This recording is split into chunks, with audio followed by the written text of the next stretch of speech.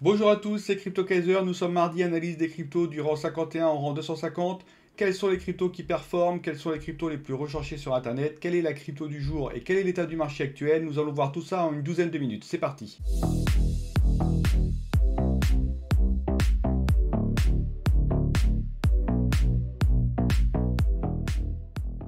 Analyse de la capitalisation globale au 13 février 2023 qui s'est terminée à 1 heure du matin.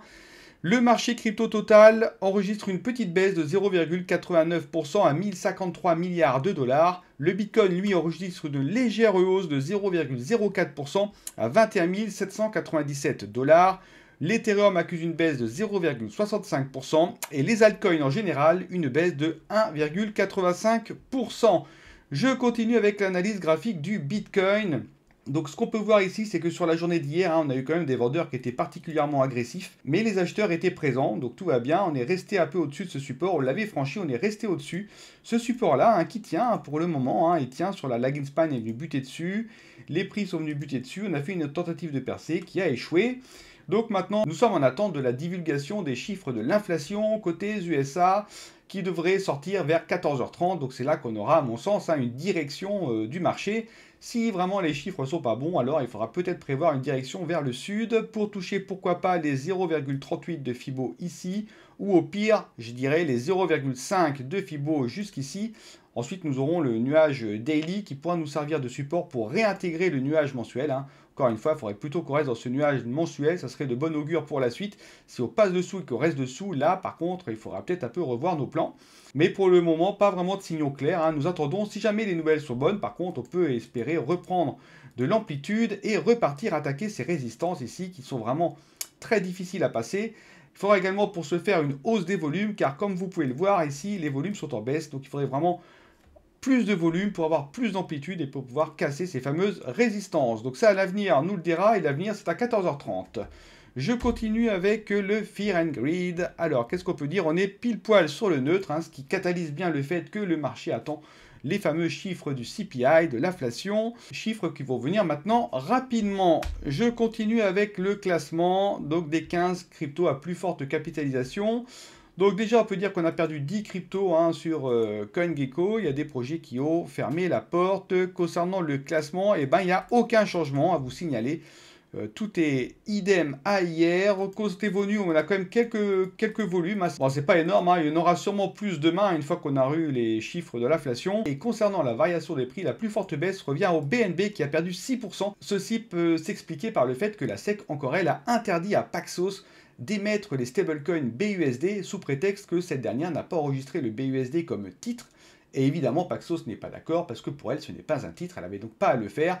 Donc, affaire à suivre là-dessus, mais c'est vrai que les marchés crypto n'ont pas très apprécié. Et du coup, c'est le token BNB qui en a fait les frais. Pour le reste, on a une petite baisse côté Polygon de 4%.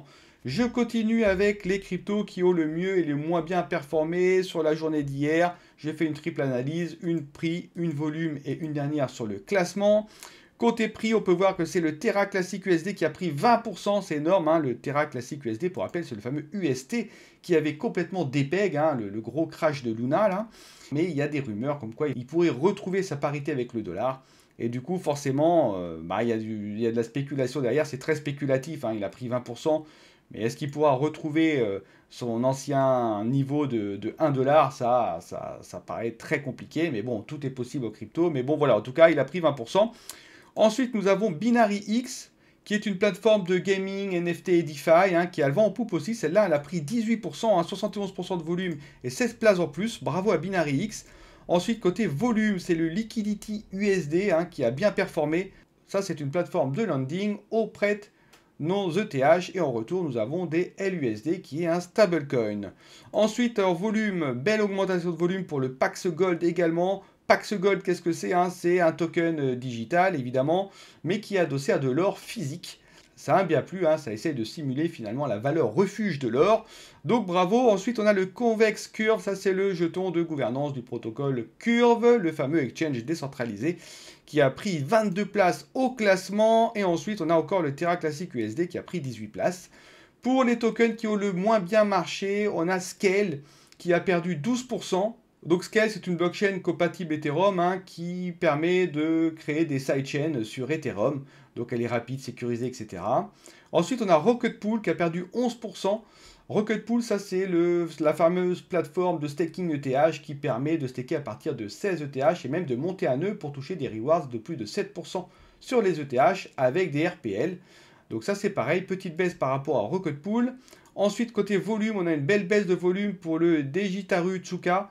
Donc ça, on ne sait pas trop ce que c'est, il n'y a pas de papier blanc, voilà, tout le monde pense que c'est un même coin, mais est-ce vraiment un même coin? C'est toute la question, ils essayent de jouer un peu là-dessus. Bon, c'est quand même hyper spéculatif, hein, donc faites attention avec ce token. Le NuCypher qui a perdu 67%, ça c'est un peu normal parce qu'ils ont indiqué qu'ils allaient fusionner avec Keep pour créer Threshold Network qui permettra le dépôt et le swap de BTC. Côté classement, c'est Scale hein, qui a perdu le plus de places, j'en ai déjà parlé, et Serum également hein, qui a perdu 9 places. Serum, c'est du liquidity mining. Je continue avec maintenant les tokens qui ont le plus performé, mais dans les 3 domaines en même temps, qui sont le classement, le prix et le volume sur les 48 dernières heures. C'est ici, et les 7 derniers jours, c'est ici. Je commence avec le premier tableau. Le token qui a donc le plus performé est le SXP, qui est une blockchain qui permet la création de DApp, de NFT, de jeux, etc. Donc elle, c'est pas mal du tout. Elle a pris 22 places, 14% de prix en plus. Ensuite, on a Binary X, je vous en ai parlé. Elle aussi, elle a bonne presse. Hein. J'ai beaucoup hésité aussi avec elle, hein, pour le coin du jour d'ailleurs, pour info. Elle a pris 33 places. DAO Maker en 3e position, qui est pour rappel à une plateforme dédiée au Launchpad, où on peut fermer, staker, etc. Ensuite, on a le Baby Dogecoin. Donc ça, c'est il se prétend être le digne successeur du Doge. En tout cas, il est plus rapide. Donc ça, c'est à noter. Il a gagné 13 places. Hein. Il monte. Celui-ci, il devient 70e. Hein. Et ensuite, on a Stacks, qui est un layer hein, sur le Bitcoin afin de pouvoir utiliser via la blockchain Bitcoin les concepts que nous connaissons sur les autres blockchains comme la DeFi, les NFT, les DAO, etc. Donc c'est pas mal, hein. Ça a l'air de plaire aussi, ça. Il a pris 4 places, donc bravo à Stacks. Ensuite, sur les 7 derniers jours, c'est Gifto qui a le mieux fonctionné, hein, avec 428 places de plus, hein, 205% de prix, des beaux volumes aussi. Hein. Donc ça permet quoi? Ça permet l'achat et la vente de NFT, ainsi que le don de NFT pour en faire cadeau à des proches. Donc visiblement, le concept plaît. Ensuite, on a Binary X, j'en ai déjà parlé. Onyx Coin aussi. Onyx Coin, c'est quoi? C'est une blockchain centralisée, par contre, beaucoup utilisée dans les banques, notamment. Et donc lui, c'est pareil, hein, il est de plus en plus adopté, on a l'impression, il a pris 53 places. Ensuite, on a Scale, j'en ai déjà parlé, et le Bitget Token, ça c'est le token natif de l'exchange Bitget. Je continue maintenant avec les coins qui sont les plus recherchés sur CoinGecko, niveau mondial. Donc on a en 1, c'est GMX, hein, qui a pris 4% avec un volume de 45%. Donc c'est lui que les utilisateurs recherchent le plus aujourd'hui. C'est un DEX, hein, pour rappel. Ensuite, on a SingularityNet. Toujours lui, hein, on le voit souvent aussi dans les recherches. Hein. Ça, c'est une plateforme d'IA hein, qui permet à des développeurs de stocker leurs algorithmes, leurs modèles d'IA, qui peuvent être ensuite consommés par des utilisateurs finaux. Ça démocratise l'IA, etc. Donc ça, c'est pareil, ça a le vent en poupe. Et ensuite, on a Octopus Network. C'est une plateforme multichaîne hein, qui offre sécurité, rapidité, etc. Donc c'est comme un peu une pieuvre. Hein. Chaque pieuvre se connecte à une blockchain pour avoir finalement un protocole inter-blockchain. Il se qualifie même comme l'Internet des blockchains.